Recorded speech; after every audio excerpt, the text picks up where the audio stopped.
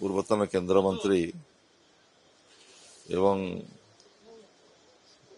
ଜଣେ ବିଶିଷ୍ଟ ସମାଜସେବୀ ଗୋଟେ ଲମ୍ବା ସମୟ ଧରି ଓଡ଼ିଶା ବିକାଶରେ ଯିଏ ସମର୍ପିତ ଥିଲେ ସ୍ୱର୍ଗତ ଦେବେନ୍ଦ୍ର ପ୍ରଧାନଙ୍କର ବିୟୋଗରେ ମୁଁ ମୋର ଗଭୀର ଶ୍ରଦ୍ଧାଞ୍ଜଳି ଅର୍ପଣ କରୁଛି। ଗୋଟେ ଲମ୍ବା ସମୟ ଧରି ଭାରତବର୍ଷର କେନ୍ଦ୍ରମନ୍ତ୍ରୀ ଥିଲାବେଳେ ଓଡ଼ିଶାରେ ରାଜପଥର ବିକାଶରେ ତାଙ୍କର ଅନନ୍ୟ ଯୋଗଦାନକୁ ଆମେ ସମସ୍ତେ ସ୍ମରଣ କରୁଛେ। ଗୋଟିଏ ଗୋଟିଏ ଶତାବ୍ଦୀରେ ଏଇଭଳି ଜଣେ ଜଣେ ଯୁଗପୁରୁଷ ଜନ୍ମ ନିଅନ୍ତି ଯେଉଁମାନଙ୍କୁ ଦେଶ ସମାଜ ବହୁ ଦିନ ପର୍ଯ୍ୟନ୍ତ ମନେ ରଖେ।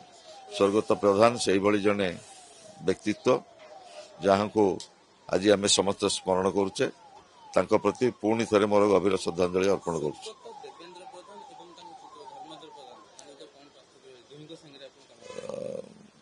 ମୋର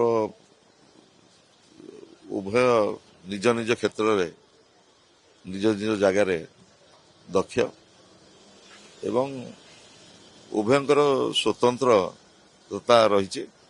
ଏଠି କାହାକୁ କାହା ସହିତ ତୁଳନା କରିବା ଠିକ୍ ନୁହେଁ।